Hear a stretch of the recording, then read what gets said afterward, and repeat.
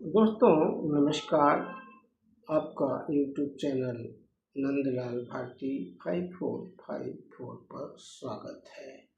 दोस्तों आज हाजिर है उपन्यास की 35वीं कड़ी। जैसा कि आपने 34वीं कड़ी में सुना था कि नकटनी को गुमसुम खड़ी देखकर सुनरी नकटनी के पास गई और बोली, बहन, औरत को गहना अधिक प्रिय होता है। मानती हूँ, इसका मतलब यह नहीं कि किसी का गला काट दो। अरे औरत तो मर्यादाओं और संस्कारों के संरक्षण में खुद का बलिदान दे देती है। तुम मुझ पर चांदी की हंसुली के चोरी का इल्जाम लगा रही थी। बहन, औरत के गले में हंसुली तभी दमक सकती है जब वह समाज एवं अपने परिवार के सम्मान में मर्यादा एवं संस्कार रूपी हंसुली भी पहने। अब आगे यानी 35वीं कड़ी। सोनरी बोली, देखो जी, आज का आदमी कितना स्वार्थी हो गया है।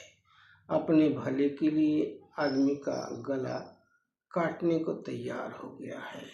देखो, हमारी इज्जत लेने में नकटनी कोई कोर कसर तो नहीं छोड़ी थी। भोंपू का जमीर कांप गया। वह भी नकटनी की हाँ में हाँ मिलाया होता तो लोग बेटवा की कसम को भी झूठ मानते, इज्जत पर उंगली उठाते। दूध का दूध, पानी का पानी हो गया। सच, भगवान के घर में देर है, अंधेर नहीं। प्रेमनाथ बोला, यह तो है, भगवान की लाठी में आवाज नहीं होती। खैर, सच तो सच ही है, भले ही झूठ कितनी ही परत क्यों न चढ़ा दो, भले झूठ की कितनी परत क्यों न चढ़ा दो, नकटनी सच्चाई तो एक दिन जरूर सामने आ जाती। नकटनी की सफा सच्चाई एक दिन जरूर सामने आ जाती। सोनरी बोली, जब तक आती तब तक हम कितनी जिल्लतें झेल चुके होते। आजकल लोगों को क्या हो गया है, बिना सोचे समझे सच्चों को भी चोर समझने लगते हैं। अरे नकटनी ने भी तो यही किया था। न जाने लोगों में बुरे विचार कहाँ से पनप रहे हैं। झूठ फरेब फल फूल रहा है।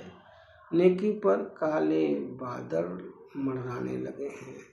लोग अपने अपने सुकून के लिए दूसरों के जीवन में जहर घोलने लगे हैं। गर्मी की चमकती दोपहरिया जैसे उगते बीज को जला देती है, वैसे ही वंचितों की तकदीर पर दबंगों की गाज गिर जाती है।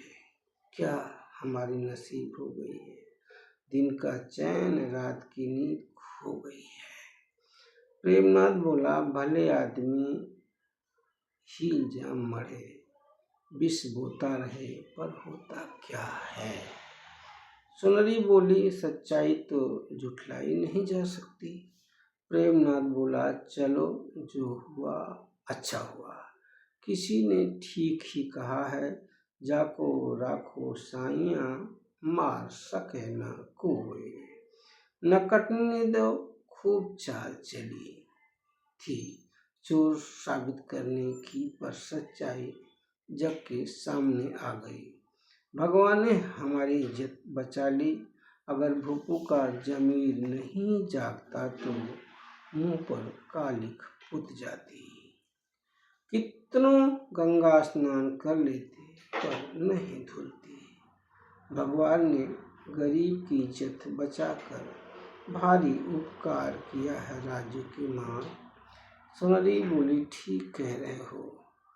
चोरी नकटने के आदमी ने ही की, इल्जाम मेरे सिर पर मर रही थी, जबकि उसकी हंसुली तो मैं आंख भर नहीं देखी हूँ। प्रेमनाथ बोला, ऐसे होने लगा तो सभी चोर हो गए। किसी के कहने भर से आदमी चोर हो जाता है क्या? आखिरकार सच्चाई भी तो कोई चीज होती है। सत्यता ही तो भगवान है। भगवान के साथ धोखा करके आदमी कहीं भी चैन से नहीं रह सकता, चाहे कोई भी हो। भगवान से बड़ा तो कोई नहीं हो सकता। ये नकटनी कहाँ लगेगी?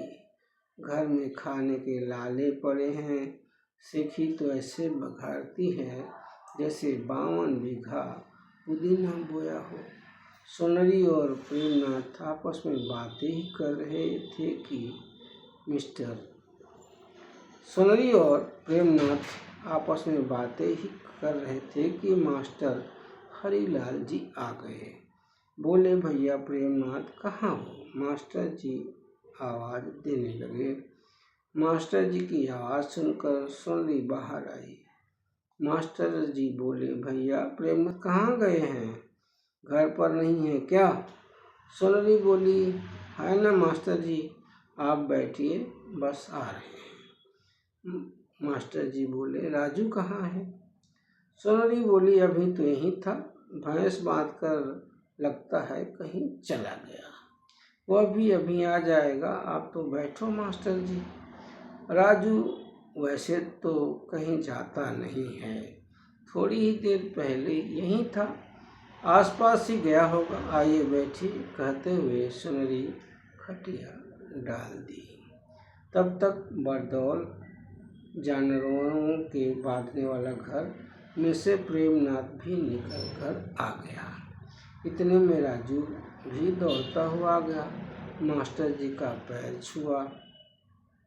मास्टर जी बोले, भैया प्रेमनाथ, अपना राजू 5वीं की परीक्षा में अव्वल दर्जे से पास हो गया है। मैं मोटी विदाई लूँगा।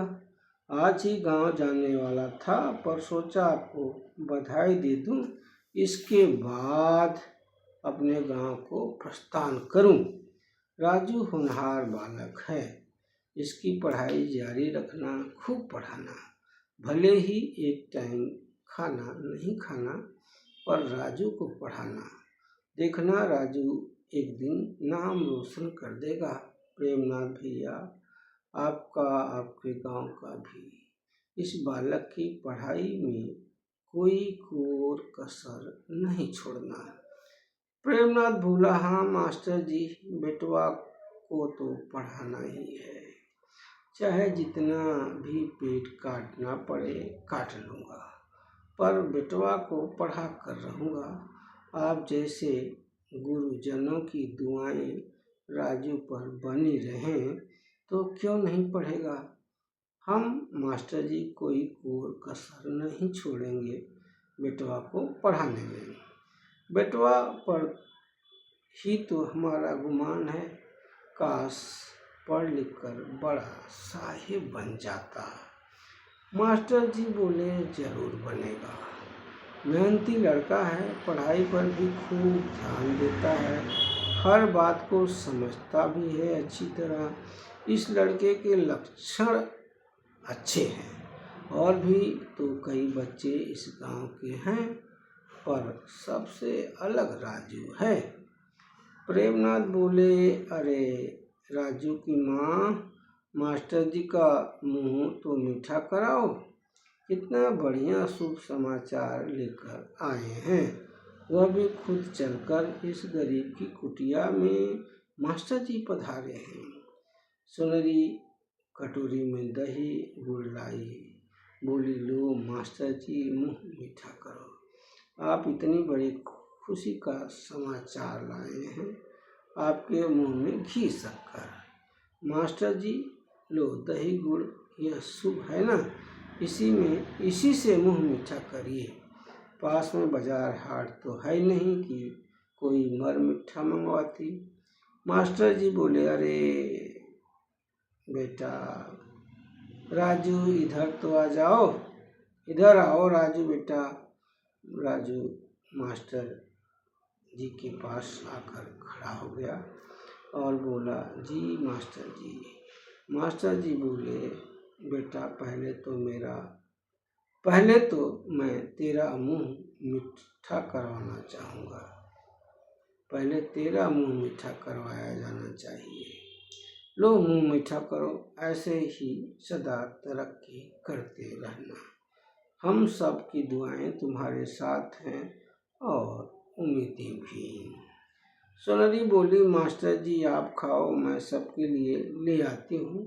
आप राजू के गुरु हैं, सबसे पहले आपका ही मुंह मीठा होना चाहिए। मास्टर जी बोले, बेटा राजू ऐसे ही मेहनत से पढ़ना, माँ बाप का नाम रोशन करना, बड़ा आदमी बनना। बेटा ऐसे ही आगे बढ़ते रहना, मेरी दुआएं तुम्हारे साथ हैं।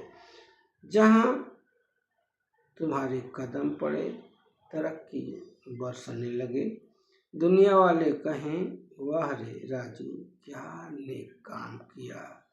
गरीब माँ की गोद में पैदा होकर गरीबी, भुखमरी, सामाजिक कुरीतियों का दुख झेल कर भी औरों से बहुत आगे निकल गया। चाँद सी शीतलता और सूरज सा ऊर्जावान बनना राजू बेटा।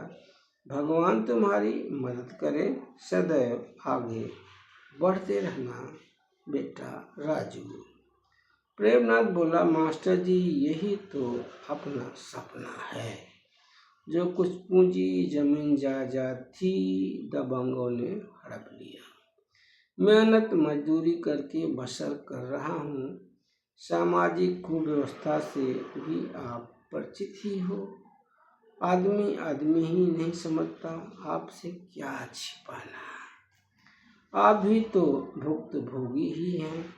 यही कुव्यवस्था तो हमारी तरक्की की सबसे बड़ी बाधा है, दुश्मन है। देश के विकास की दुश्मन है, आदमी के विकास की दुश्मन है। कितनी पीढ़ियां गल गईं, पर यह बाधा अभी भी छाती ताने खड़ी है। सिर उठाओ तो कुचलने का प्रयास होने लगता है। इसी कुरीतियों के वशीभूत होकर न जाने कब तक यह कुव्यवस्था हमारे साथ देश को भी छलती रहेगी। मास्टर जी बोले, प्रेमनाथ भैया आपने अनेकों दुख झेलकर भी मिसाल कायम किया है। बेटवा को पढ़ा रहे हैं, यह कम तो नहीं है। ऐसे ही बेटवा को पढ़ाना, इसकी पढ़ाई बंद नहीं करना। यह बालक जरूर आपका, आपके परिवार का, समाज का और इस गांव का नाम जरूर रोशन करेगा। भैया आपका नाम लोग गर्व के साथ लेंगे। प्रेमनाथ बोला, मास्टर जी यह तो हमने भी सोच रखा है। बेटवा को खूब पढ़ाना है, इसी मेहनत मजदूरी के दम पर खैर अपने को तो सरकारी नौकरी मिलने से रही, अपने को तो मालिकों के खेत में हाड़ निचोड़ना है। पर मास्टर जी बेटवा को कभी न ऐसा करने दूंगा। बेटवा को पढ़ा लिखा कर परदेश जरूर भेजूंगा। बेटवा को बड़े स्कूल में भेजूंगा। इसके लिए हमें चाहे जितनी मेहनत करनी पड़े करूंगा, पर बेटवा को साहेब बना कर ही दम लूंगा। सोनली बोली, हाँ मास्टर जी हम लाख दुख उठाएंगे, पर बेटवा को बड़े स्कूल जरूर पढ़ने भेजेंगे। मास्टर जी बोले, बेटा राजू बोला, जी मास्टर जी। मास्टर जी बोले, बेटा सुन रहे हो ना? राजू बोला, जी मास्टर जी सुन रहा हूँ। मास्टर जी बोले, बेटा अपने माँ बाप का अरमान पूरा करना, इसके लिए तुम्हें अभी से मेहनत करनी होगी। खूब मन लगा कर पढ़ो अभी से, तब आगे निकलोगे बेटा। राजू बोला, जी मास्टर जी। मास्टर जी बोले, बेटा तुम्हारे ही नहीं, तुम्हारे माता पिता जैसे अनेक माता पिता आज भी जुल्म के शिकार हो रहे हैं। तुम्हारे जैसे लोग पढ़ लिख कर आगे बढ़ेंगे तभी जुल्म और सितम पर पाबंदी लग सकेगी।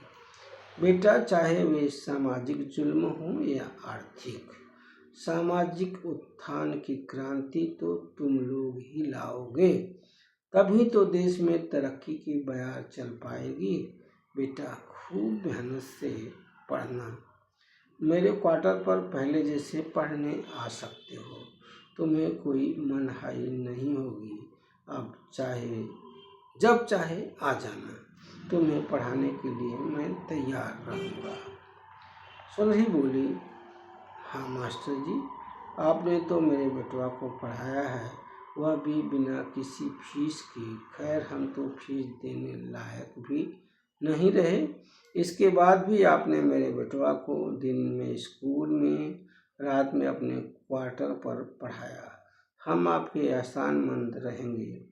मास्टर जी, ऐसे ही कृपा दृष्टि बनाए रखना। मास्टर जी बोले, हमने क्या पढ़ाया? राजू में पढ़ने की लगन ने पढ़ा।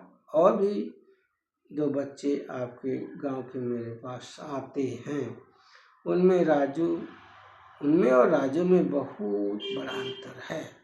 मेहनती बालक है, तभी तो पढ़ पा रहा है। इतने अभाव में भी एक मेरा बेटा है, मैं मास्टर हूँ, पर वह 4ठी जमात से आगे पास ही नहीं हो पाया। थक हार कर खेती के काम में लगा दिया हूँ। आप ही बताओ, मैं क्या कर सकता हूँ? जबकि हर सुविधा मुहैया कराया, नहीं पढ़ा। उसमें पढ़ने की ललक ही नहीं है। एक अपना राजू है, अभाव भरी जिंदगी में के बाद भी पढ़ने और आगे बढ़ने को उत्सुक है।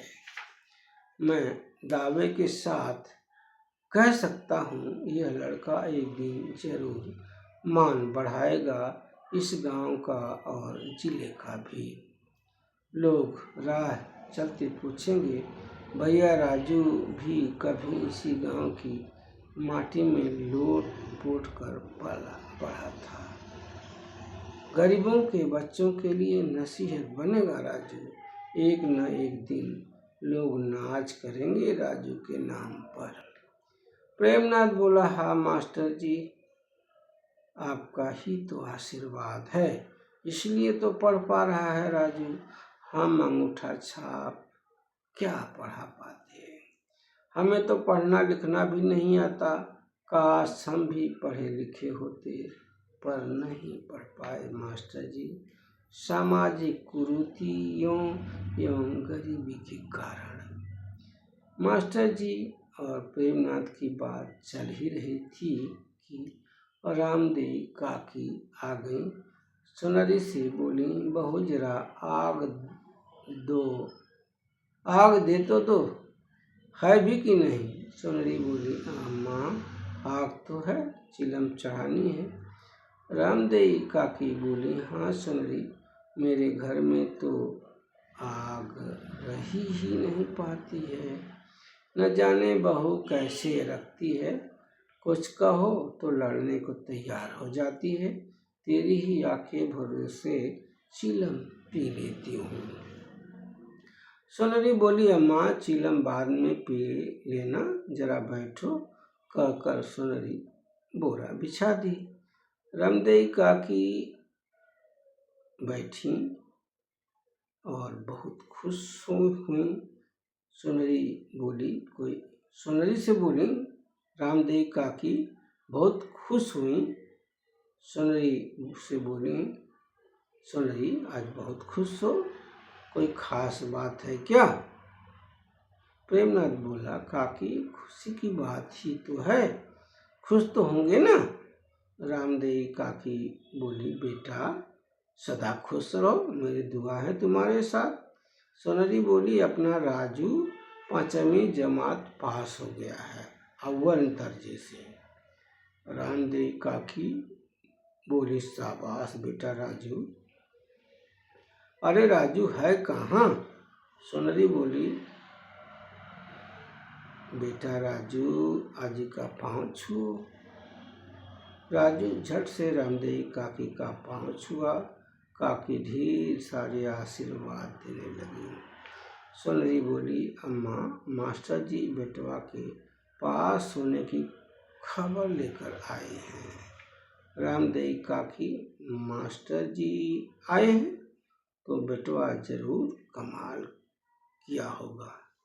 मास्टर जी बोले, हाँ काकी, बेटवा अव्वल आया है।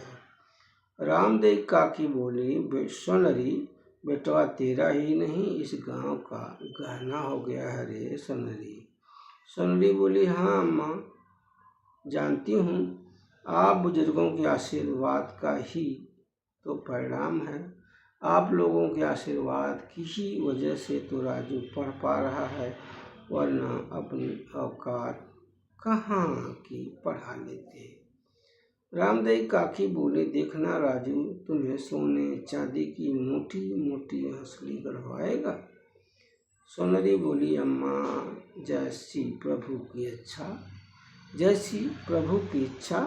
बेटवा भले ही हंसली न गढ़वाए पर अपने नेक मकसद में कामयाब होता रहे, गांव समाज का नाम रोशन करे। रामदेव काकी बोली, वह तो करेगा ही। सोनरी बोली, अम्मा, मेरा बेटा अभी तो चांदी की हंसली है, मेरे और मेरे परिवार के लिए, पढ़ लिख कर हमारी ही नहीं पूरे गांव के लिए हीरे की हंसली साबित हो। मेरी तो भगवान से यही प्रार्थना है, मेरी यही इच्छा है। प्रेमनाथ बोला, अरे तुम औरतों को गहने के अलावा और भी कुछ सोचता है कि नहीं। प्रेमनाथ की बात सुनकर मास्टर जी भी बिना हंसे नहीं रह पाए। दोस्तों, आप सुन रहे थे उपन्यास चांदी की हंसली की 35वीं कड़ी।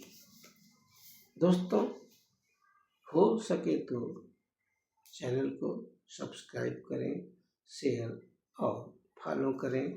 आपका बहुत बहुत धन्यवाद।